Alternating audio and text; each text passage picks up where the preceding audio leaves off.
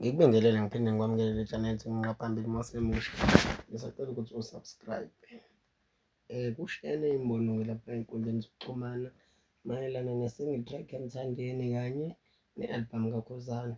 UKhuzani-ke unengoma lapha ekuthiwa umanikiniki ezishaye imiliyoni ngosuku olulodwa. Kodwa-ke okuxakayo ayizange ifinyelele kunombolo 1 lapha emashadini kuma-trending. Isahleli nje laphaya kuma-number 5 kuma-YouTube Music Trending Chart.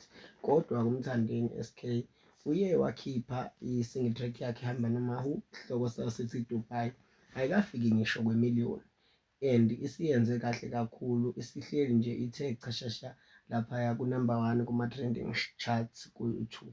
So sisabhizi-ke sisazama ukubheka ukuthi kahle kahle ingoma etrendayo ku-YouTube ibhekwa based on what, because uma sibheka la uKhuzani ukwazi ukuhlanganisa imiliyoni ngosuku olulodwa. So kuvame ukuba insukazi K okanye kuyadida ukuthi kungani engazange ahlale lapha ku-number 1, because uma uyibheka yenza kahle kakhulu ingoma yakhe, isino-1.9 million views ngey'nsuku eziwu-12 futhi u-number 5 laphaya. So okuvusa iy'nhlonzeko ukuthi kwenzeka kanjani ukuthi iy'ngoma zikwazi ukushaya imiliyoni ngosuku but ingafiki ku-number 1 emashadini ey'ngoma ezitrendayo, kodwa kube kukhona ingoma engakalishayi ngisho imiliyoni efike ku-number 1.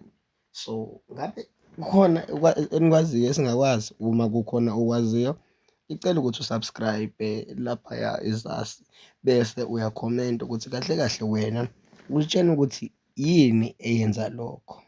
Mina-ke sengiyayiteta-ke indawo, ngizozwa ngawe mlaleli ukuthi wena uthini. Mina-ke angikho-ke kwesayidi, cha. Ngicela usho futhi ezinye ofisa ngazuthi ngingakuthulelela zona izindaba, sizobe sesiqhamuka sizithula zonke seziphelele. Ngiyabonga.